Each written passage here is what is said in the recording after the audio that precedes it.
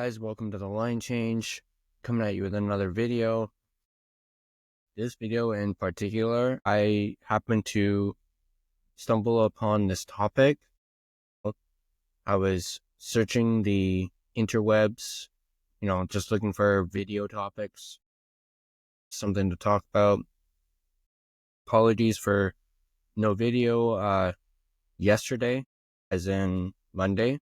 As recording this right now, it is 4 o'clock in the morning on Tuesday. But yeah, I also kind of just wanted to take a day and and then I happen to be, as I mentioned, stumbling, trying to look for video topics. I know I mentioned in our last video that I had some videos lined up, which I still do, but those I'm still working out and trying to get material for those, and I'm still getting those all ready to go. I'm also thinking maybe I'll wait for some of those videos until after the trade deadline, like one in particular that pertains to the Canucks offseason and some, predictions for their offseason, some targets for their offseason. I'm going to wait until after the trade deadline before I post that video or even record it, as that way, we'll have a better understanding of the offseason after the trade deadline has already happened. So, but back to this video and this topic at hand. So I stumbled upon this idea, and let me just be clear. This isn't me going like, oh, this is for sure going to happen. I think this is a lock, yada, yada, yada. I think this is realistic. No, this is basically me not necessarily responding to this, but I'm basically giving my 2 cents on it, and I'm being realistic because this idea is not realistic whatsoever. And I'm going to list some stats as well and basically kind of debunk this whole thing. And let me just be clear as well. I'm no insider. I don't have the inside scoop. I'm just a YouTuber. I'm a Canucks fan, and I'm just telling you like it is and being realistic. Don't get me wrong. If this were a possibility, I'd be all for it, but I'm realistic, and yeah. So, anywho, as you saw from the thumbnail of this video, you know who we're talking about, and from also the title of this video as well.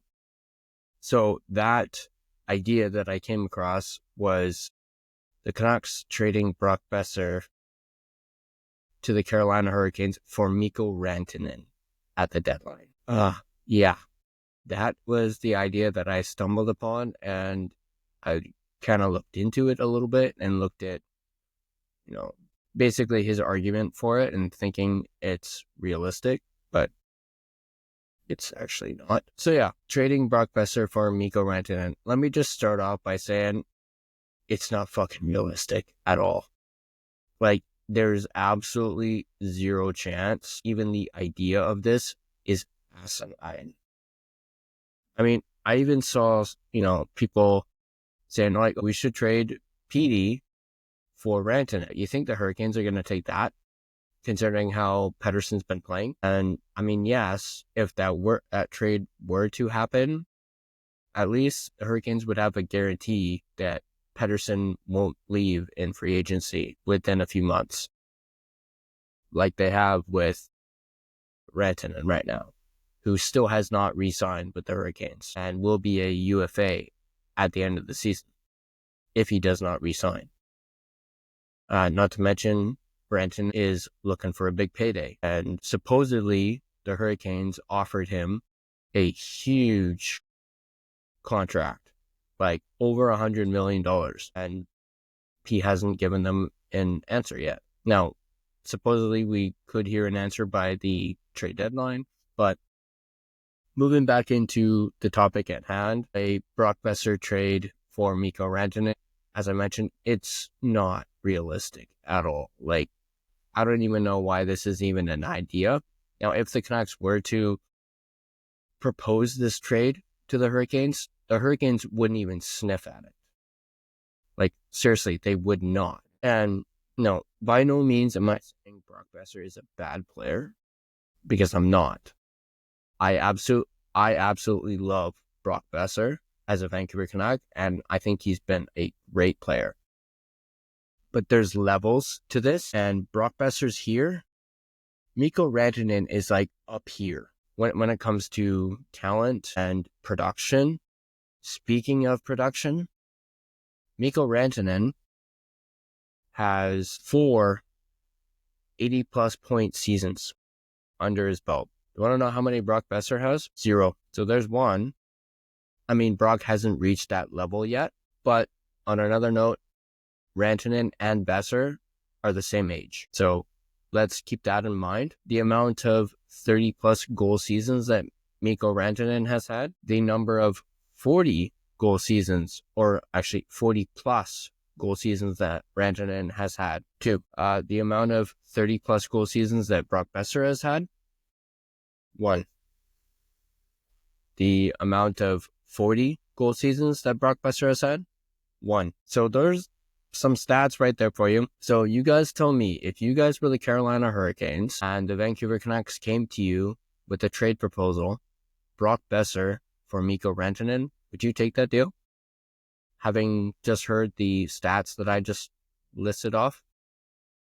And that's not even talking about this season's stats. This season, Mikko Rantanen, prior to the trade, had 25 goals, 39 assists, 64 points in 49 games. Since joining the Hurricanes, Rantanen has 2 goals and 4 assists, 6 points in 11 games with the Hurricanes. So he hasn't really been the Rantanen that we know since he was traded.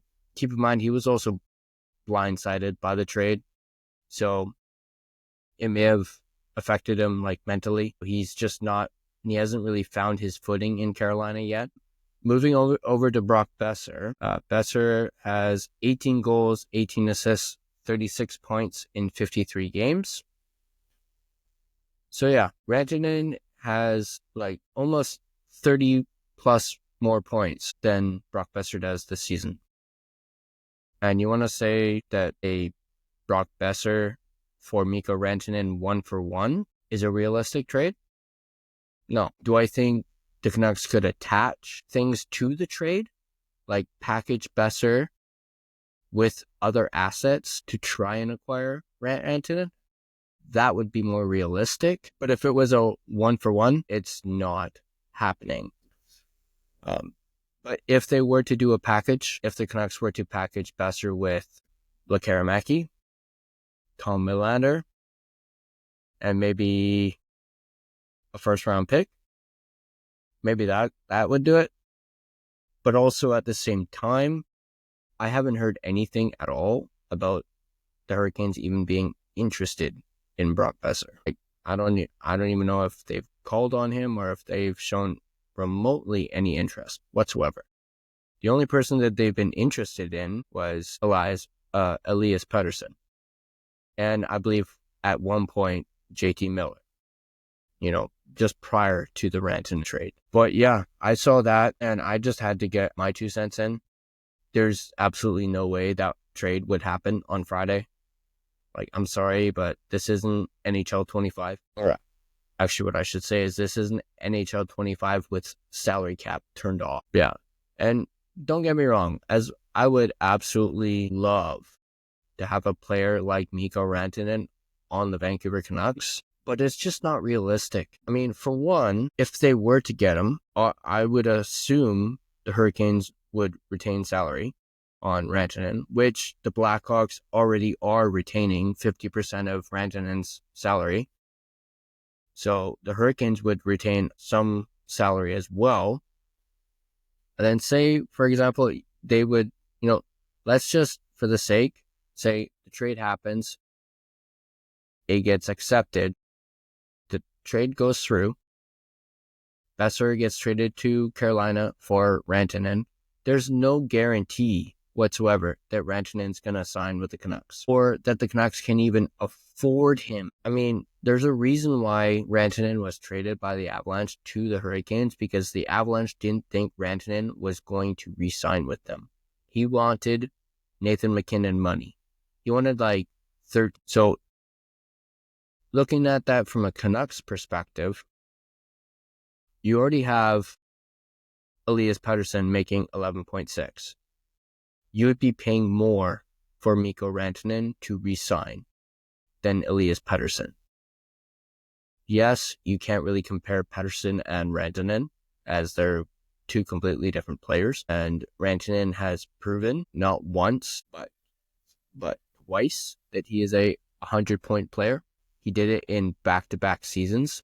He did it in 2022, 2023, finishing with 55 goals, 50 assists in 82 games, good for 105 points. And then the following season, he had 42 goals, 62 assists in 80 games, 104 points. Heck, even in the COVID shortened season, Rantanen still put up 66 points, 30 goals, 36 assists in 52 games.